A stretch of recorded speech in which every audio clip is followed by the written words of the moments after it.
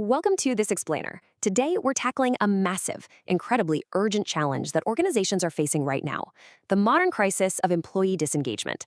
We're going to explore exactly why traditional transactional leadership is flat out failing us today, and more importantly, what we can actually do about it.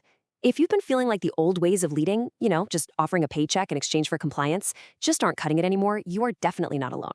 We're going to break down the research and build a really clear, actionable framework for what comes next. To see how we got here, let's take a super quick look back, because leadership theories are constantly evolving. In the 1800s, we had the great man theory, which just assumed people were born leaders, highly hero-centric.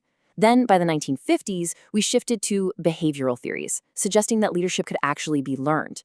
By the 1970s, we moved into transformational leadership, which focused heavily on motivating folks to go beyond their own self-interest for the sake of the organization. The big takeaway here is that leadership is never static. It naturally evolves right alongside our society and our workplaces.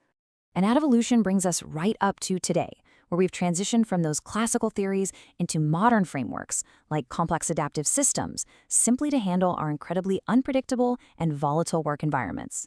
Leadership is no longer about a single person barking orders from the top down. It's really about acting as a facilitator within a fluid, highly adaptable system. Which naturally brings us to a really fascinating question. If we're operating in these complex adaptive systems, how do we actually lead today? Because right now, the data is loud and clear. Employees crave meaning and connection to their work just as much as they crave that paycheck. Transactional rewards alone simply aren't enough to drive the kind of deep, resilient engagement organizations need to survive. So let's get into Section 1, defining purpose-driven leadership.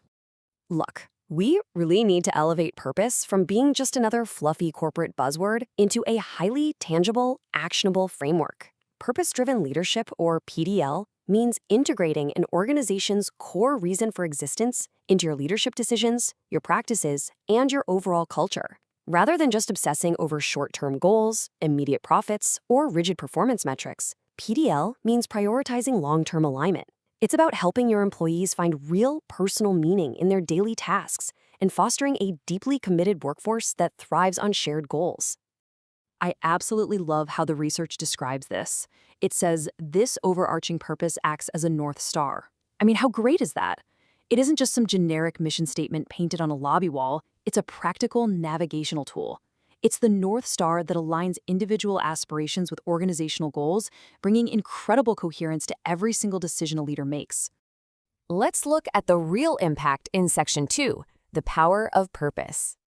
So why does this actually matter? Well, hard data is pretty undeniable. Academic research reveals that when roles align with a deeper purpose, absolutely everything goes up.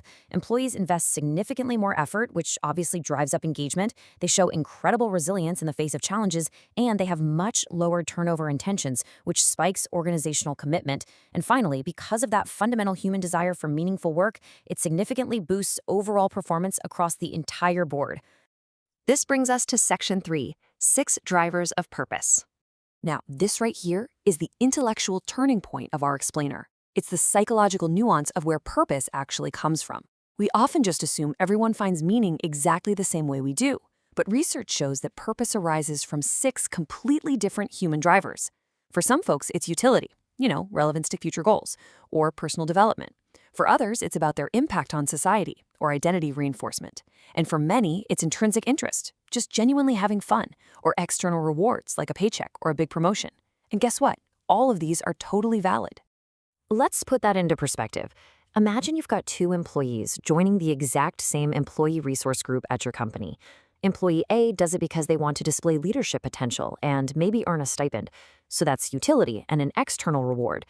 Meanwhile, employee B joins because they see themselves as a well-being advocate and really want to support their colleagues, which is identity and pro-social impact. They are taking the exact same action, but their why is entirely different. Now for the practical stuff in Section 4, implementing purpose at work. Okay, knowing the theory is great, but putting it into practice is where the real magic happens. First things first, we have to bust a massive myth. You absolutely cannot dictate the why. Studies actually show that telling employees exactly why something is valuable completely backfire. In one fascinating experiment, researchers taught college students a new math technique. When they explicitly told the students why the approach was valuable, it actually undermined how well they applied it and totally ruined their interest in using it later. When you dictate the why, you rob people of the autonomy to find their own meaning.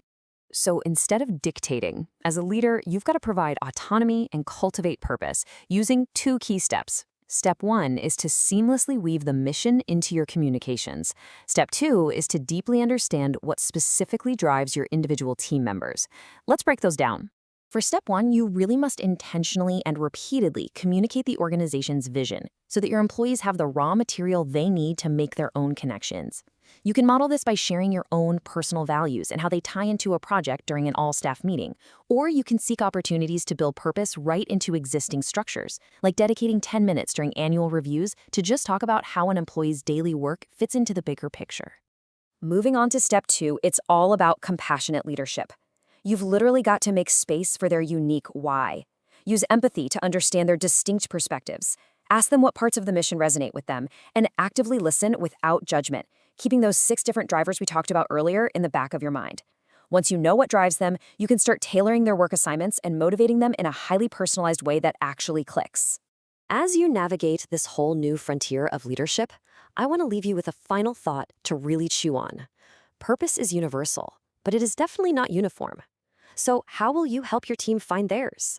Start having these open conversations, stop dictating the why, and watch your team's engagement completely transform. Thanks so much for joining me for this explainer, and I highly encourage you to take these insights straight back to your organization today.